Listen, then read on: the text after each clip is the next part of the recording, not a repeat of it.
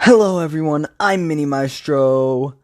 I know I said that this would be an animation, but that took way too much time. So since you loved my What If Deku Was the Avatar video so much, yes, I'm working on part 2, I decided to do this in the same format, but with background pictures, because I promised an animation, but that took too long, and I didn't want to make all of you feel cheated for those of you who I promised at school. Yeah.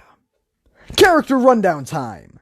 My character is Zarsh, a blue dragonborn paladin with a folk hero background, a love of ale, and a bit of an attachment to his glaive for reasons we will not get into now.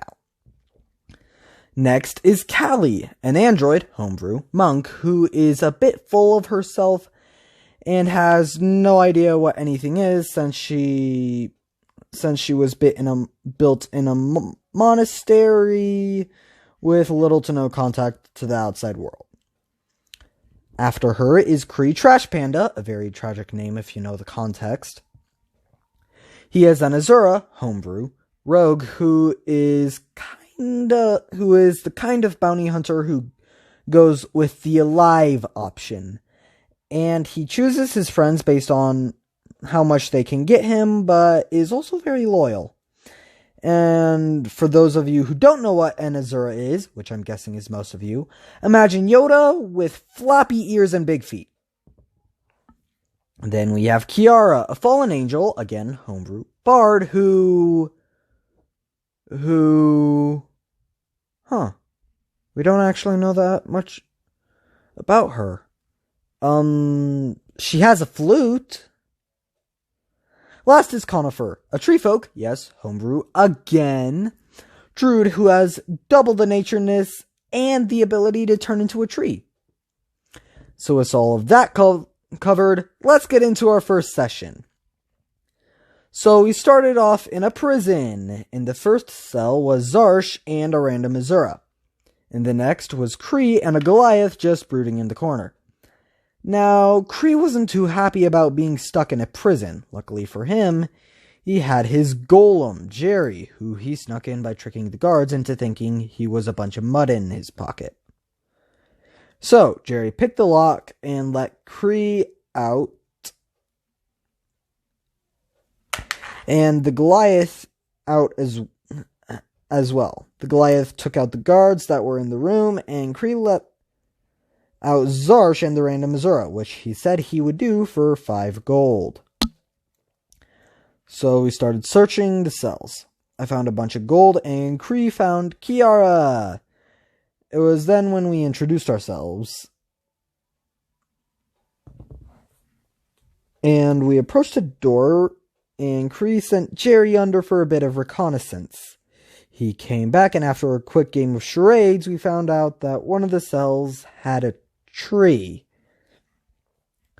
So we walked in. For some reason, there weren't any guards, and we found Conifer. We looked in some other cells, and we found Callie. We came to the door and sent Jerry through again to find our stuff. He came back,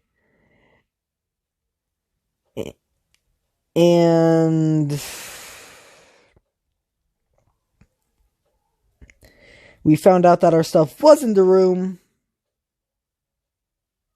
but also a lot of guards, including a very large guard with some pretty powerful stuff. So up until this point, Zarsh had been bragging about his blue lightning.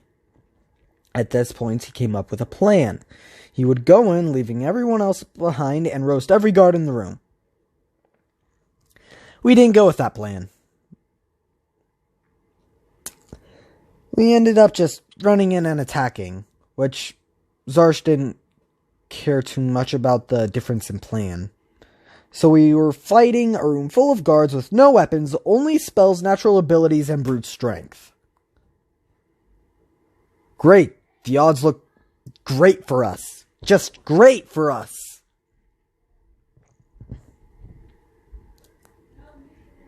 Conifer tied up the guards she could with a natural cantrip she had, and Kree charged straight for the big guy. Ended pretty much how you would expect. It resulted in Kree being launched across the room, but Jerry was on the guard. Apparently, Kree found his stuff. So I charged for the big guy too and got knocked down.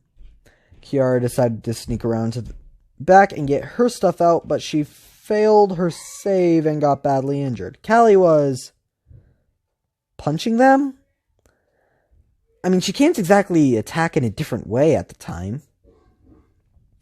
So Conifer went to heal Kiara, but then got lethally injured herself because healing a teammate invokes opportunity.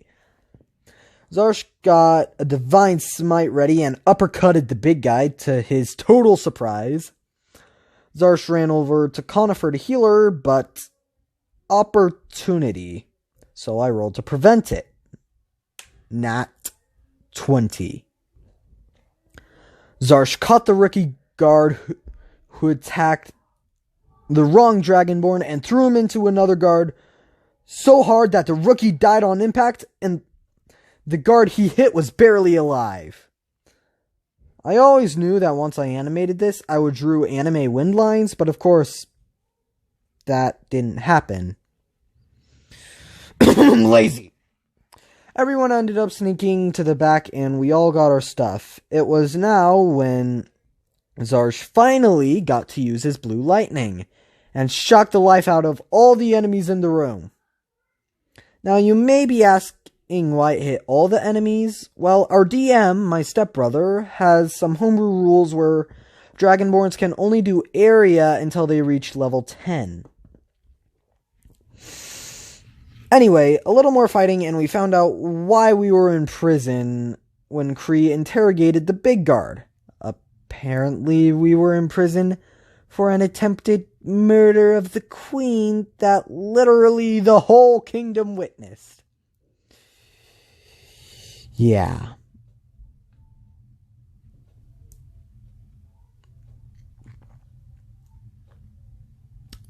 So we succeeded in killing the guards. We started looting and Zarsh grabbed something. I can't remember what it was at the moment. And he teleported to a room with a stairway and a lever. He pulled the lever. And a stairway appeared between the original room and the room Zarsh was in now. He then just casually said, "Hey guys!" This unfortunately alerted some skeletons that we were here. And it was the easiest fight ever. All Zarsh did to kill one was block, and it crumbled into pieces. And yeah, some other people took out the other two skeletons. Yep, it was, I can't remember who, but again, it was super easy. Like, can't believe. No, never mind. Let's move on. We decided to go down to the tunnel, and on one side was normal writing, on the other was something in Draconic. Now, before we continue, keep in mind that Zarsh has a -2 in intelligence. Got it? Good. He read the Draconic aloud, and the whole party was teleported to the room. That was where the session ended. Pretty sure someone slapped Zarsh in the back of the head. Because honestly, he deserved it. So that was the first session of the campaign Acolytes of Duhm. I enjoyed it. I hope you did. I'm sorry that it didn't end up being an animation, but tell me if you enjoyed it. Going to go with the same rules as with What If Deku Was the Avatar. If this gets to at least 5 likes, then I will make a part 2. But until next time, Mabu Hai, Mabu Ba!